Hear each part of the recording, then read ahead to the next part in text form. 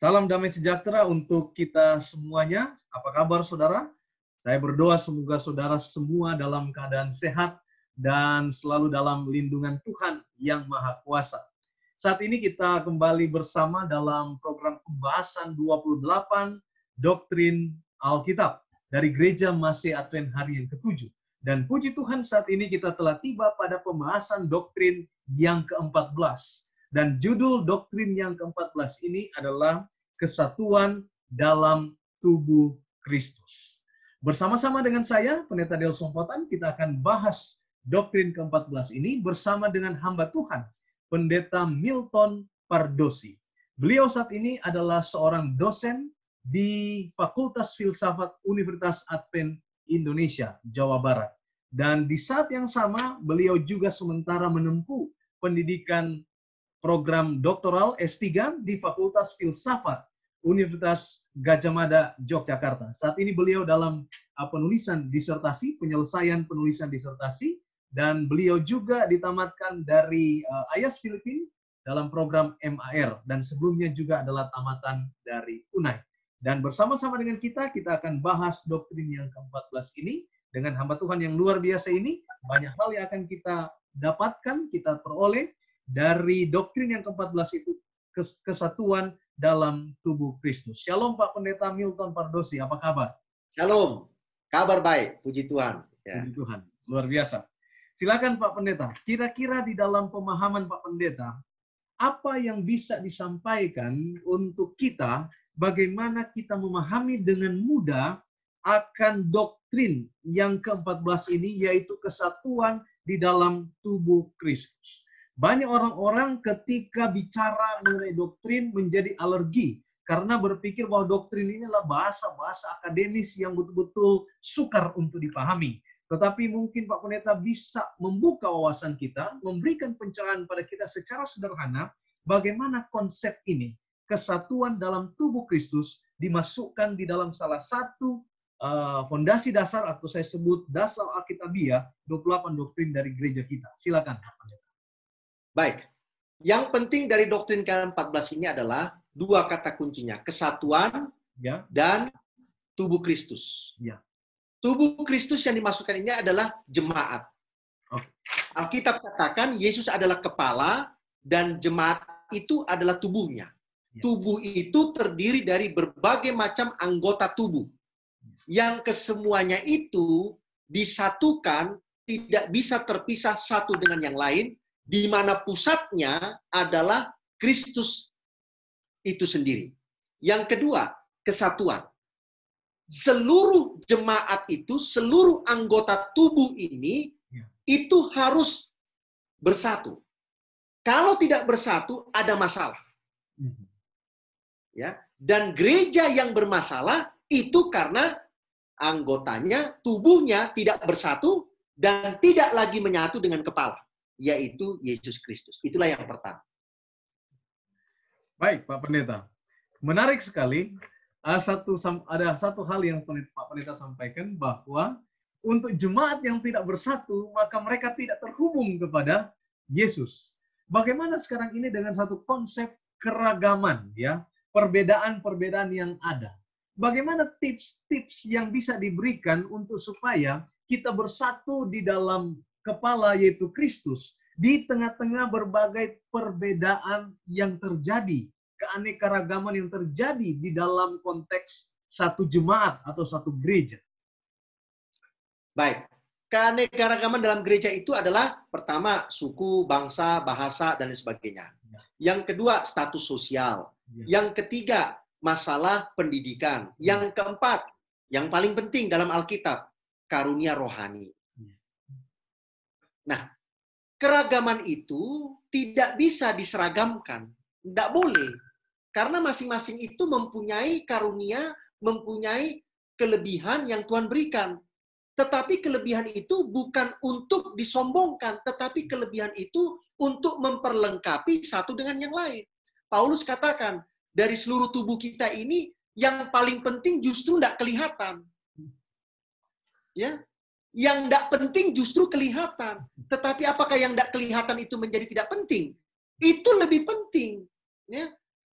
saudara bisa hidup tanpa tangan, tapi saudara tidak bisa hidup tanpa jantung. Jadi mana yang lebih penting? Jantung apa tangan? Jantung. Tapi punya jantung saja nggak punya tangan, bagaimana jantung bisa hidup? Siapa yang kasih makan?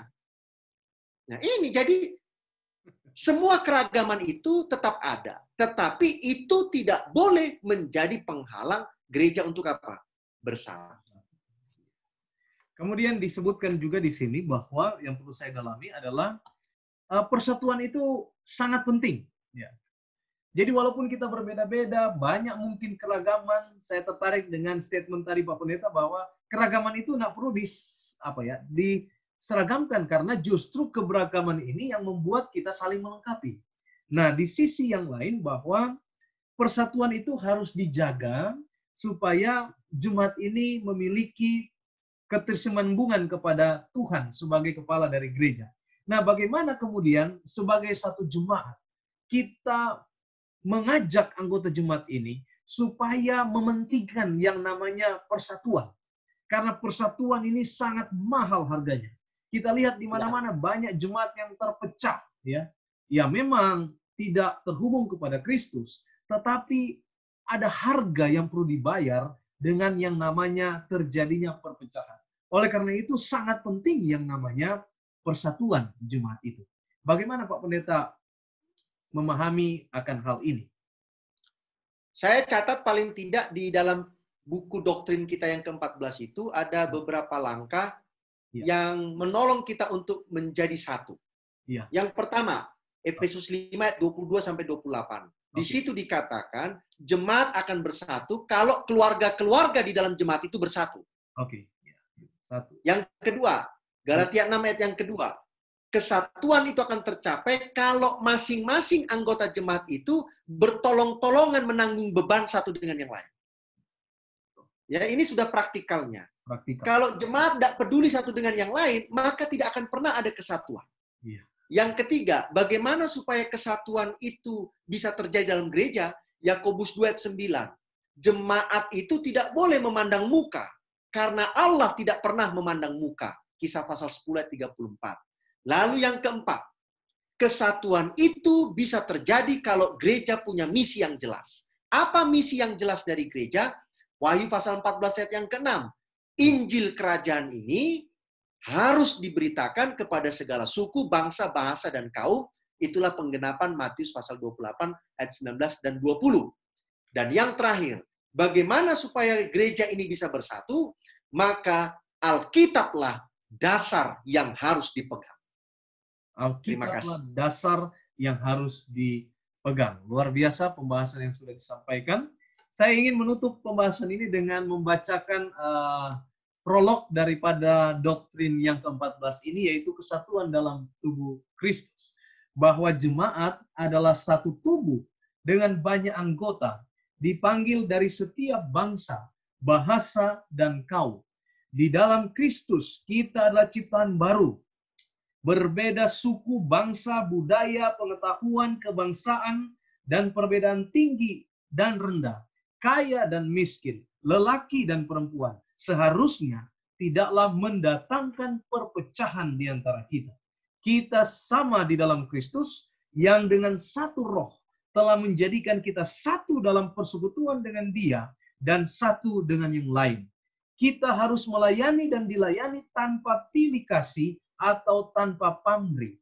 Melalui penyataan Yesus Kristus di dalam Alkitab, kita membagikan iman dan pengharapan yang sama dan menjangkau keluar dalam satu kesaksian kepada semua orang.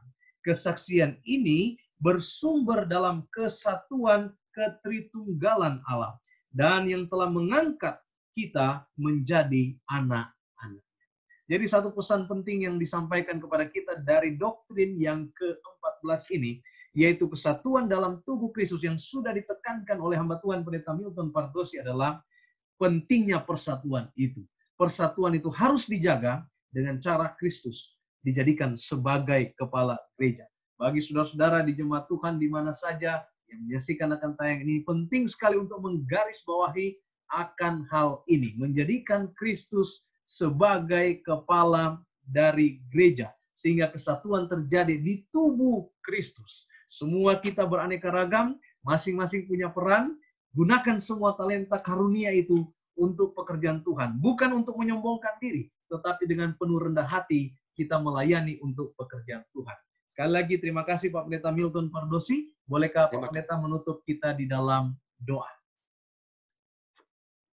Bapa kami di sorga, terima kasih atas pelajaran singkat yang sudah kami pelajari, doktrin ke-14 tentang kesatuan di dalam tubuh Kristus. Tuhan, ikat kami, lekatkan kami satu dengan yang lain sebagai anak-anak Tuhan dengan kasih Yesus Kristus. Berikan kepada kami kuasa untuk tetap melekat kepada Yesus sebagai kepala jemaat Tuhan. Karena dengan demikianlah, maka kesatuan itu bukan hanya di bumi ini, tetapi nanti akhirnya kami menjadi satu, seluruh umat tebusan di dalam kerajaan surga. Terima kasih ya Tuhan. Dalam nama Yesus kami berdoa. Amin. Amin. Terima kasih doanya Pak Pendeta. Sebelum Terima kita kasih berpisah, jangan lupa subscribe channel ini.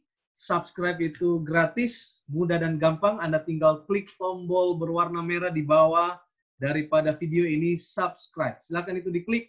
Klik juga lonceng notifikasi diaktifkan supaya Anda boleh mendapatkan notifikasi setiap kali kami mengupload video lewat channel ini. Jangan lupa juga berikan tanda like untuk video ini dan silakan berkomentar atau bertanya menyangkut materi yang kami telah diskusikan dan jangan lupa share ini untuk jadi berkat bagi orang lain. Sekali lagi terima kasih Pak Pendeta Milton Pardosi atas waktunya. Tuhan kiranya memberkati. Shalom bagi kita semua.